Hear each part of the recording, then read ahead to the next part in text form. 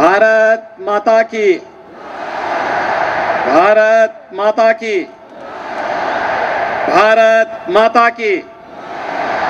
वंदे वंदे वंदे। सुशासन दिवस के अवसर पर प्रदेश के 1 करोड़ युवाओं को दिया जाने वाला स्मार्टफोन और टैबलेट के वितरण शुभारंभ कार्यक्रम में उपस्थित अभी ओलंपिक में भारत के लिए मेडल जीतने वाली भारत की एक उत्साही ओलंपियन यहां पर आई हैं, सुश्री मीराबाई चानू। आगंतुक अतिथिगण और प्रदेश के कोने कोने से यहां पर उपस्थित सभी हमारे युवा साथियों, मैं आप सबका प्रदेश की राजधानी लखनऊ में सरदेव अटल जी के नाम पर स्थापित इस इकाना स्टेडियम में आयोजित इस भव्य समारोह में आपका हृदय से अभिनंदन करता हूं, आप सबका स्वागत करता हूं। अटल जी के जन्म दिवस पर, इस सुशासन दिवस के अवसर पर उत्तर प्रदेश के अपने सभी युवाओं को अटल जी की उन भावनाओं का प्रतिनिधित्व करते हुए, देश के यशस्वी प्रधानमंत्री नरेंद्र मोदी जी की भावनाओं को आगे बढ़ाते हुए एक नए जज्बे के साथ खड़ा होने के आह्वान के साथ ही आप सबका आह्वान करने के लिए मैं और भारत सरकार के शिक्षा मंत्री और प्रदेश सरकार के हमारे तमाम माननीय मंत्रीगण आज इस मंच पर यहां पर आए हैं, जहां पर उत्तर प्रदेश के हर जनपद से युवाओं की उपस्थिति है और एक साथ प्रदेश के युवाओं को हम लोग तकनीकी दृष्टि से दुनिया के सामने प्रस्तुत करने के लिए आज इस टैबलेट और स्मार्टफोन वितरण की कार्रवाई को आगे बढ़ाने का कार्य कर रहे हैं। मैं इस अवसर पर आप सभी युवाओं को बधाई देता हूं। मित्रों, हम लोगों ने पिछले लगभग 1.5 साल से अधिक समय को वैश्विक महामारी कोरोना को झेलते हुए देखा है। कोरोना महामारी ने पूरी दुनिया को तबाह किया, पूरी दुनिया को पस्त कर दिया। दुनिया की बड़ी बड़ी ताकतें कोरोना के सामने पूरी तरीके से पस्त होती हुई दिखाई दी।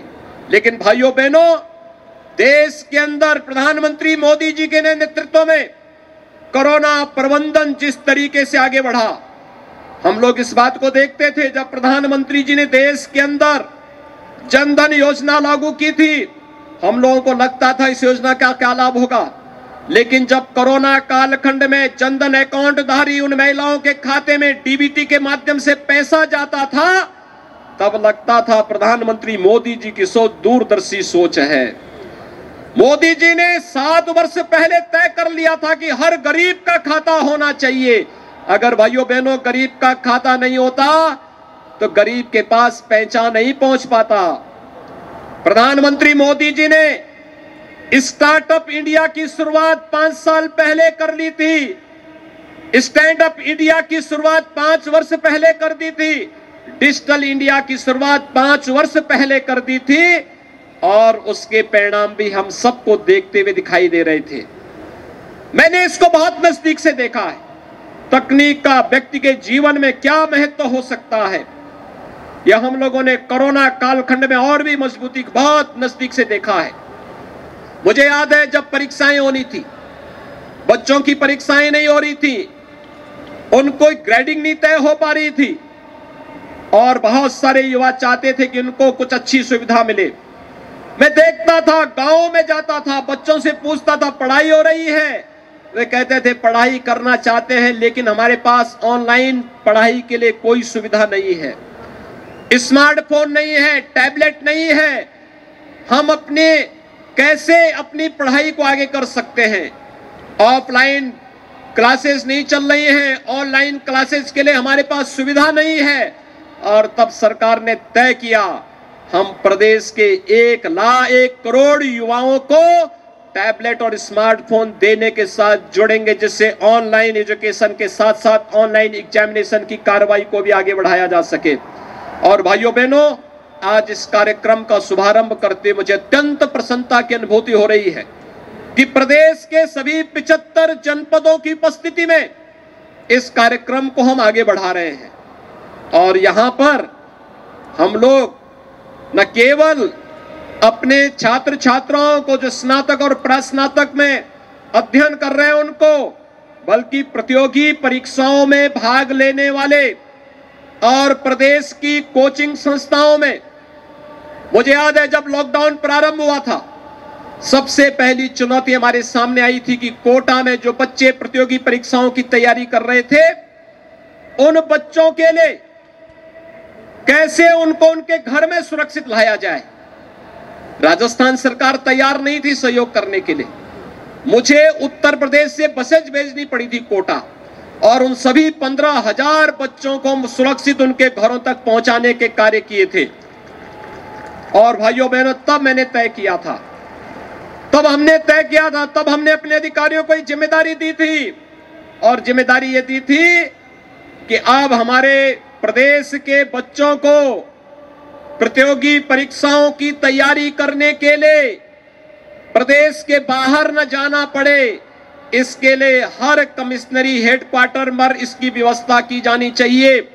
और भाइयों बहनों, आज 10,000 अभ्युदय कोचिंग की व्यवस्था जो हम लोगों ने प्रदेश के अंदर हर एक कमिश्नरी में की है, अब हम उसके हर जनपद तक ले जा रहे हैं।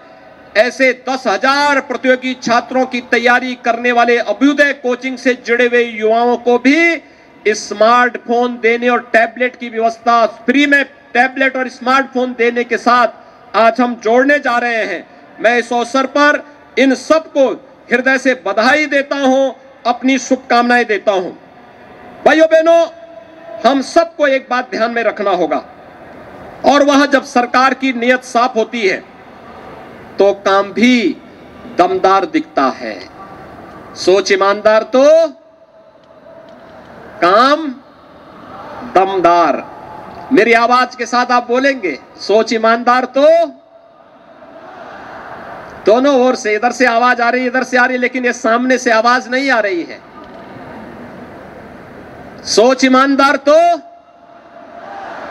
भाइयों बहनों, ये काम दमदार का ही परिणाम है। याद करिए 2017 के पहले जो नियुक्तियां होती थी उनमें भाई भतीजावाद होता था।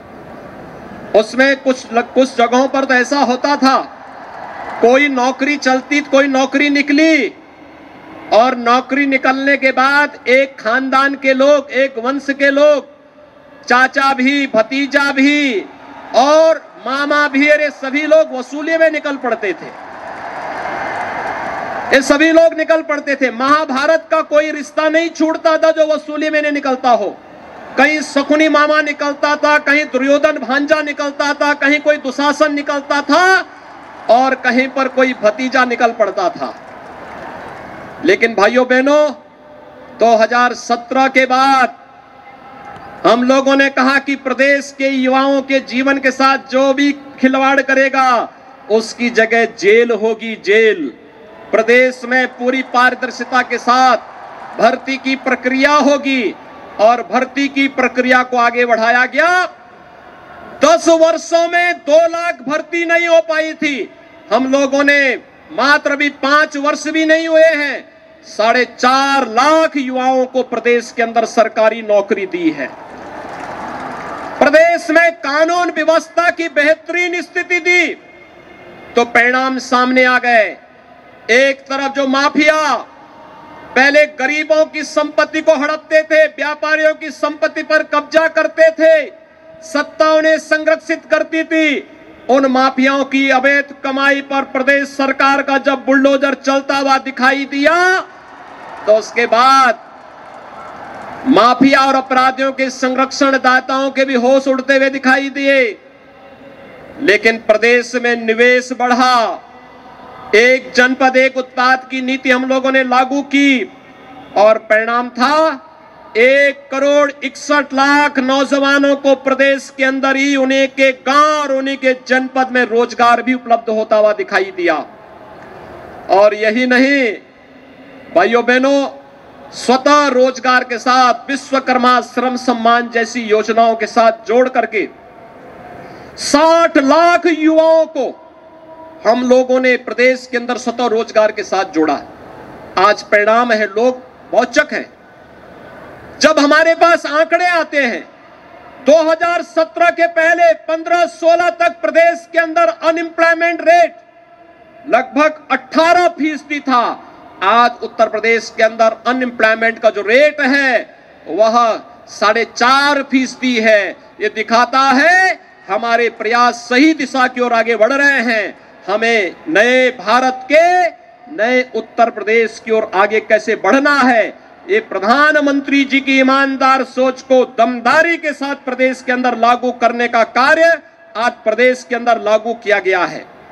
भाइयों बहनों, मुझे आज के इस अवसर पर आप सबसे कहना है और वह ये कि प्रदेश की हमारी ये युवा शक्ति में बहुत कुछ भरा पड़ा है। आपके अंदर असीम संभावनाएं हैं और भारत का युवा, जब हम बात करते हैं दुनिया के अंदर, दुनिया में भारत सबसे युवा देश है। सर्वाधिक युवा दुनिया के अंदर भारत में है और भारत में भी सर्वाधिक युवा हमारे उत्तर प्रदेश में हैं। ये 12 बजे सोकर उठने वाले युवा नहीं हैं। प्रदेश की जनता को कोरोना महामारी में गुमराह करके वैक्सीन का विरोध करने वाले युवा नहीं हैं। ये सब टायर्ड हैं और रिटायर्ड हैं। इनसे उम्मीद मत करना, क्योंकि इन्होंने तो प्रदेश की जनता और प्रदेश के युवाओं के सामने पहचान का संकट खड़ा किया था। हमारा युवा 2017 के पहले कहीं जाता था तो कुछ जनपद तो ऐसे थे कि उनके नाम पर होटल में कमरे नहीं मिलते थे और बाकी युवा कहीं जाता था तो ये मान लिया जाता था कि या तो ये नकल करके आया होगा या फिर यह कोई सिफारिशी होगा, इसलिए उसको प्रतियोगी परीक्षाओं से बाहर कर दिया जाता था। लेकिन भाइयों बहनों, आज मैं आपको बताना चाहता हूं, आज प्रदेश का युवा देश के अंदर और दुनिया के अंदर जहां कहीं जाता है उसकी धाक किस रूप में है। मुझे याद है 2018 में हम लोग यहां पर एक कार्यक्रम कर रहे थे, इन्वेस्टर समिट हम लोगों ने उत्तर प्रदेश के अंदर किया था। उस समय प्रदेश के 2 युवा मुझे मिलने थे, एक मनीष चौहान और एक सुश्री स्वाति पांडे। और इन्होंने ने बाहर पढ़ाई की थी और ये दोनों युवा जब मुझे मिले थे तो इन लोगों ने उस समय मुझे बताया था कि हम उत्तर प्रदेश का नाम लेते हैं तो उत्तर प्रदेश के नाम पर हमें लोग बहुत ही दृष्टि से देखते हैं। 2017 के पहले की स्थिति ऐसी थी, सरकारें ऐसी थी, लेकिन भाइयों बहनों, आज मुझे बताते हुए प्रसन्नता है, इन दोनों युवाओं को प्रदेश सरकार ने उस समय संबल प्रदान किया और आज ये लोग, ये दोनों प्रदेश के अंदर अपना कार्य कर रहे हैं और ये दोनों युवा प्रदेश के अंदर इन्होंने अपना कार्य प्रारंभ किया। 1 करोड़ रुपए हर माह कमा रहे हैं। 1 करोड़ रुपए उत्तर प्रदेश के यही युवा अपनी प्रतिभा का लोहा उत्तर प्रदेश के अंदर मना रहे हैं।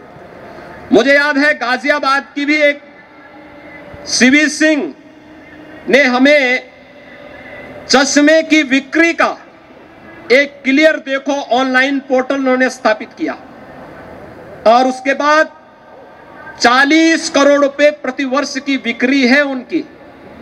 40 करोड़ रुपए प्रतिवर्ष, आप अनुमान कर सकते हैं।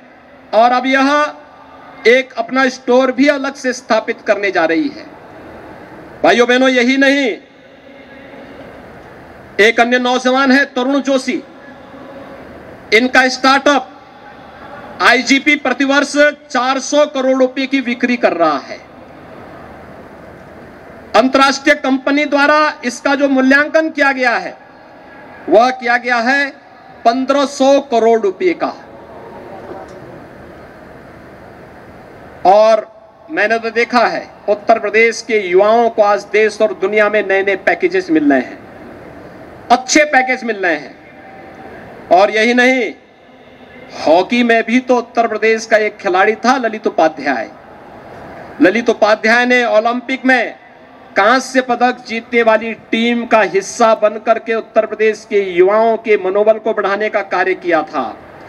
और जूनियर हॉकी में लखनऊ के सरदानंद तिवारी भी थे ना, इन्होंने जूनियर हॉकी में उत्तर प्रदेश का नाम बढ़ाया।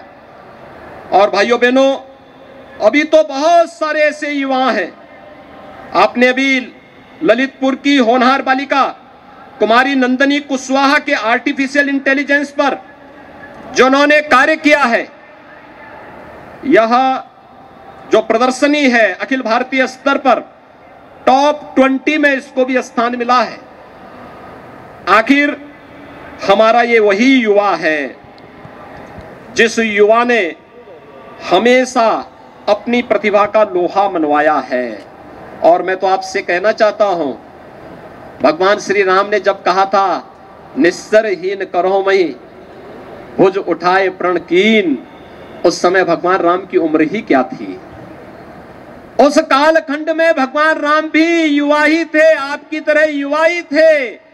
और यही नहीं, कंस के अत्याचार से मथुरा वासियों को मुक्त करने वाले और दुनिया को परित्राणाय साधूनाम विनाशाय च दुष्कृताम का संदेश देने वाले भगवान कृष्ण जब मथुरा वासियों को कंस के अत्याचार से मुक्त कराते हैं, उस समय भगवान कृष्ण भी युवा ही थे।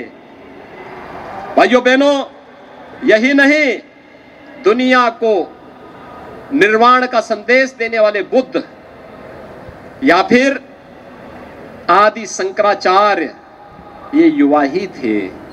आदि शंकराचार्य मात्र 32 वर्ष की उम्र तक जिए थे। महाराष्ट्र की परंपरा में एक संत आते हैं ज्ञानेश्वर। संत ज्ञानेश्वर मात्र 21 वर्ष की आयु में उन्हें समाधि उन्होंने ले ली थी। लेकिन ज्ञानेश्वरी एक ऐसी, उन्होंने अपना ग्रंथ लिखा, पूरे महाराष्ट्र के लिए प्रेरणादायी बन गया। यही नहीं, हम स्वामी विवेकानंद को देखते हैं, वैश्विक मंच पर भारत की प्रतिभा का दमदारी से रखने वाले स्वामी विवेकानंद मात्र 39 वर्ष की आयु जिए थे। भारत सेवाश्रम संघ के संस्थापक स्वामी प्रणवानंद मात्र 42 वर्ष की आयु तक जीवित रहे। और यही नहीं, 1.25 लाख से एक लड़ाओ तो गोविंद सिंह नाम कहाओं का आह्वान करने वाले गुरु गोविंद सिंह जी महाराज को कौन भूल सकता है। छत्रपति शिवाजी महाराज और महाराणा प्रताप को कौन भारत का युवा विस्मृत कर सकता है। और भाइयों बहनों, यही नहीं, सिंहासन हिल उठे, राजवंशों ने भ्रुकुटी तानी थी, बूढ़े भारत में आई फिर से नई जवानी थी, खूब लड़ी मर्दानी वह तो झांसी वाली रानी थी, कहने वाली उद्घोष करने वाली महारानी लक्ष्मीबाई जब 1857 की उस प्रथम स्वातंत्र समर को लड़ रही थी, उसकी उम्र मात्र 23 वर्ष थी। आप में से बहुत सारे युवा 23 वर्ष के होंगे, 23 वर्ष के आसपास के होंगे। उस उम्र में वह देश की स्वाधीनता के लिए लड़ रही थी। यही नहीं, अगर हम देखें इस देश के अंदर, तुम मुझे खून दो मैं तुम्हें आजादी दूंगा आह्वान करने वाले नेताजी सुभाष चंद्र बोस, ये युवा ही थे। और इंकलाब का संदेश फूंकने वाले इस देश के क्रांतिकारी सरदार भगत सिंह, राजगुरु सहदेव, पंडित राम प्रसाद बिस्मिल, अस्फाउल्लाह खां, ठाकुर रोशन सिंह, आखिर ये सब तो युवा थे। और इन युवाओं को जब भी मौका मिला, पंडित राम प्रसाद बिस्मिल को जब गोरखपुर में फांसी की सजा हो रही थी, उनसे पूछा गया क्या तुम्हारा अंतिम तुम्हारा कोई इच्छा हो तो बताओ। उन्होंने कहा मेरी एक ही इच्छा है, हे इस भारतवर्ष में 100 बार मेरा जन्म हो और कारण सदा ही मृत्यु का देशोपकारक कर्म हो। उन्होंने ये नहीं कहा कि मुझे मुक्ति मिले, उन्होंने कहा मैं चाहता हूं ईश्वर मुझे बार बार भारत की धरती पर जन्म लेने का सौभाग्य प्राप्त हो लेकिन भारत की धरती पर भी मैं जब जन्म लूं तो एक ही उद्देश्य के लिए, देश और धर्म के उद्धार के लिए मुझे बार बार जन्म मिले भारत की धरती पर, यह आह्वान करने वाले पंडित राम प्रसाद बिस्मिल भी जब काकोरी की घटना को देश की स्वाधीनता के लिए आगे बढ़ाते हैं, उस समय वह भी युवा ही थे। और भारत का कौन ऐसा युवा होगा जिसने विनायक दामोदर सावरकर का नाम न सुना हो। भारत का एकमात्र ऐसा क्रांतिकारी और पिछली सदी का एक दुनिया का एकमात्र ऐसा क्रांतिकारी जिसको एक ही जन्म में दो आजन्म कारावास की सजा मिली थी देश की स्वाधीनता के लिए। और भाइयों बहनों, जब विनायक दामोदर सावरकर को 2 आजन्म कारावास की सजा हुई थी, उस समय उनकी आयु कितनी थी? मात्र 28 वर्ष। 28 वर्ष। अंडमान निकोबार की जेल में जब वह बंद थे, 10 वर्षों तक उनके भाई भी उसी जेल में देश की स्वाधीनता के लिए बंद हैं, लेकिन वे अपने भाई को नहीं देख पाए थे।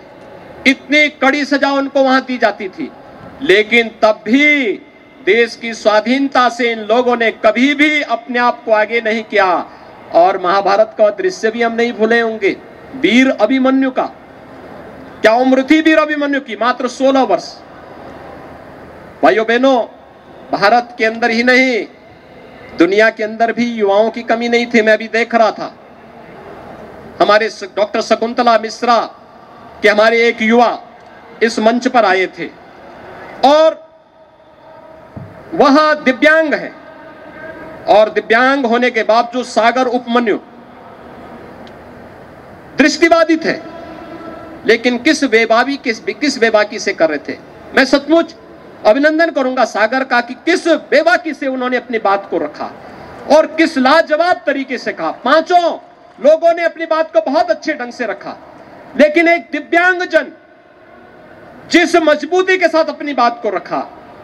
आज तो सरकार उन्हें टैबलेट के साथ जोड़ रही है, शासन अनेक सुविधाओं के साथ उन्हें जोड़ रही है, लेकिन याद रखना, ये ब्रेन लिपि की खोज मात्र 15 वर्ष की आयु में उन्होंने खोज कर दी थी। दुनिया के अंदर तमाम अन्य महत्वपूर्ण खोजें हुई हैं। आइंस्टीन ने मात्र 16 वर्ष की आयु में सापेक्षता के सिद्धांत को खोज डाला था, और कहते हैं न्यूटन ने गुरुत्वाकर्षण के नियमों की खोज मात्र 23 वर्ष की उम्र में कर दिया था। ये देश और दुनिया के युवाओं की वो कहानी है जो आप सभी युवाओं को आगे बढ़ने के लिए और उत्तर प्रदेश को नंबर 1 का राज्य बनाने के लिए प्रेरित कर रहा है। और मेरे युवा साथियों, क्या नंबर 1 उत्तर प्रदेश होना चाहिए? क्या आप सभी सहमत हैं? दोनों हाथ उठा करके मेरे साथ बोलेंगे, क्या सभी लोग सहमत हैं? अगर सहमत हैं तो भाइयों बहनों, दुनिया के अंदर भारत के युवा ने जब भी उसे मौका मिला तो उसने अपनी प्रतिभा की छाप वैश्विक मंच पर भी स्थापित की है। कौन नहीं जानता है सुंदर पिचाई को? ये सीईओ हैं गूगल के। कौन नहीं जानता सत्या नडेला को? ये माइक्रोसॉफ्ट के सीईओ हैं। श्री पराग अग्रवाल ट्विटर के सीईओ हैं। श्री अरविंद कृष्णा ये आईबीएम के सीईओ हैं। श्री शांतनु नारायण अडोब के सीईओ हैं। श्री अजय पाल सिंह बग्गा ये मास्टर कार्ड के सीईओ हैं। श्री पुनीत रंजन ये डेलाइट के सीईओ हैं। और श्री वसंत नरसिम्हन ये नोबार्टिस के सीईओ हैं। दुनिया के अंदर जब भी भारत के युवाओं को अवसर प्राप्त हुआ है तो उन्होंने अपनी प्रतिभा का छाप वैश्विक मंच पर पूरी मजबूती के साथ स्थापित किया है। और मैं आज उत्तर प्रदेश के अपने 1 करोड़ युवाओं के लिए जिस स्मार्टफोन और टैबलेट योजना को आज लागू कर रहा हूं, ये केवल स्मार्टफोन और टैबलेट नहीं है युवा साथियों, इसके साथ आपको फ्री में डिजिटल एक्सेस की सुविधा भी हम लोग उपलब्ध करवाने जा रहे हैं। फ्री में आपको कंटेंट उपलब्ध होंगे और आपको भी जो अच्छा लगेगा आप भी उसको शेयर कर पाएंगे। लाखों और करोड़ों युवा उसके साथ जुड़ेंगे और नई शिक्षा नीति प्रधानमंत्री मोदी जी ने लागू की है। इस नई शिक्षा नीति के साथ जुड़ करके हम भारत को दुनिया की एक महाशक्ति की ओर अग्रसर करने में हम कामयाब होंगे। इस विश्वास के साथ आज यहां पर 1 करोड़ युवाओं के लिए टैबलेट और स्मार्टफोन वितरण की इस कार्रवाई आप 60,000 नौजवानों से मैं प्रारंभ कर रहा हूं। मैं विभाग के मंत्री श्री सतीश महाना जी, हमारे टेक्निकल एजुकेशन के मंत्री श्री जितिन प्रसाद जी, बेसिक शिक्षा विभाग के मंत्री डॉक्टर सतीश द्विवेदी जी और साथ साथ औद्योगिक विकास के ही राज्य मंत्री श्री धर्मवीर प्रजापति और अन्य सभी माननीय मंत्रियों से कहूंगा, हमारा प्रयास होगा अगले 1 सप्ताह में प्रदेश की हर कमिश्नरी में भी इस प्रकार के आयोजन हो जाएं।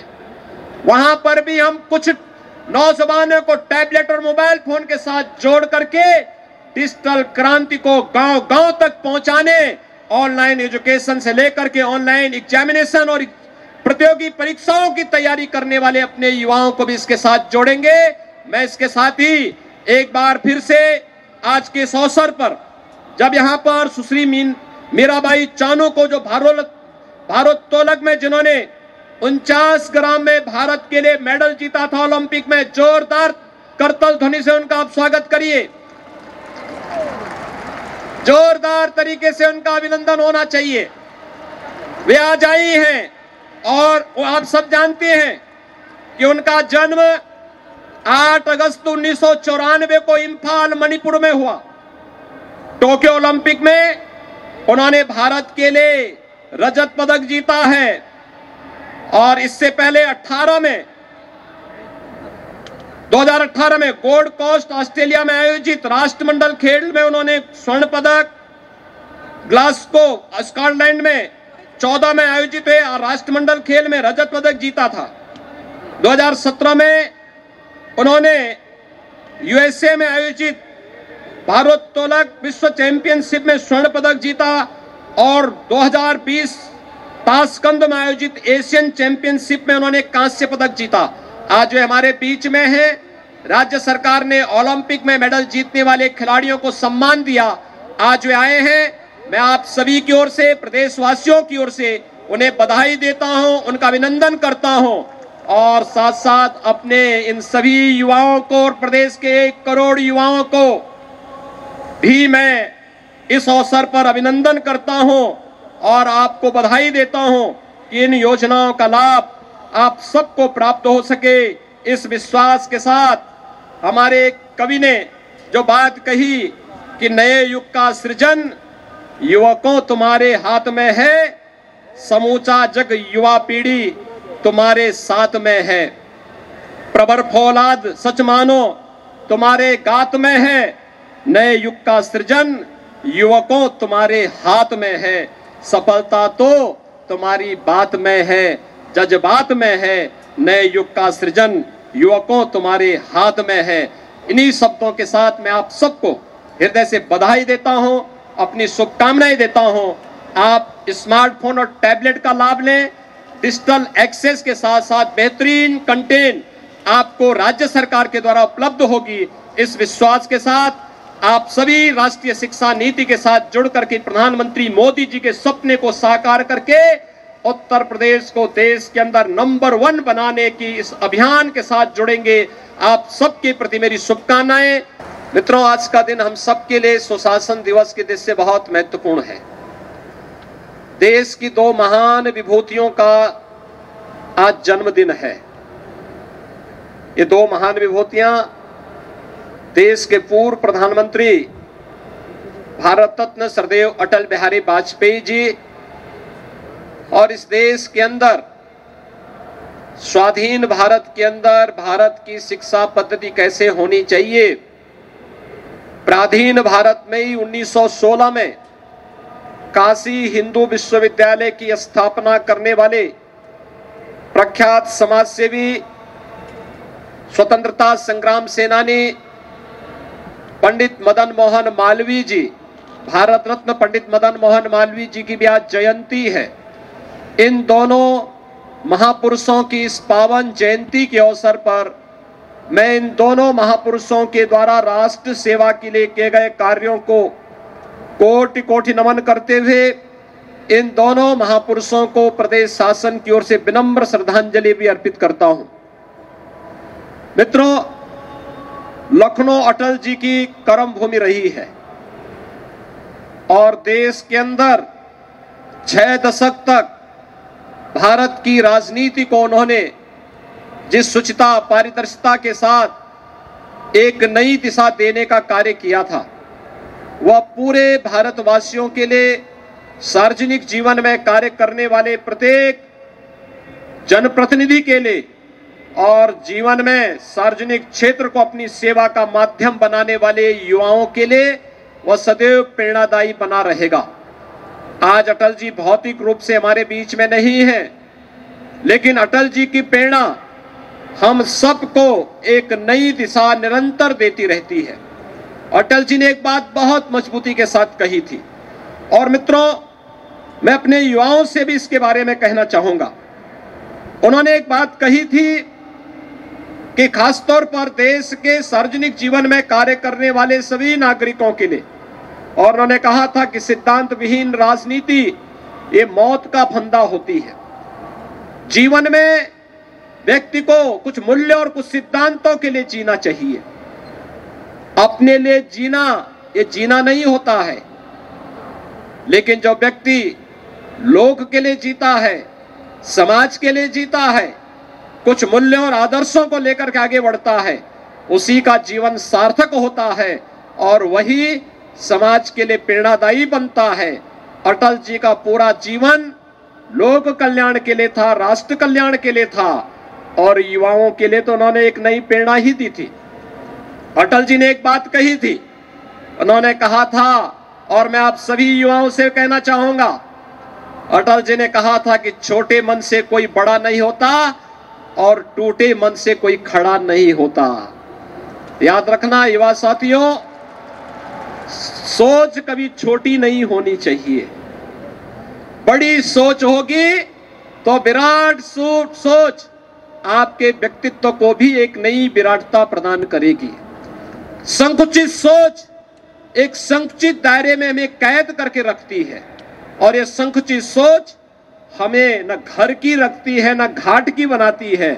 और इसीलिए विराट सोच के साथ खड़ा होने की एक जज्बा हमारे मन में होना चाहिए और कभी भी जीवन में हताशा और निराशा को अपने सामने नहीं पटकने देना चाहिए। इस जज्बे के साथ जब हमारा युवा साथी कार्य करेगा तो दुनिया के अंदर सब कुछ कर देगा जो अपने समय में इस देश के तमाम युवाओं ने करके दिखाया है। सरदेव अटल जी और पंडित मदन मोहन मालवीय जी को मैं आज उनकी पावन जयंती पर विनम्र श्रद्धांजलि अर्पित करता हूं। धन्यवाद। जय हिंद।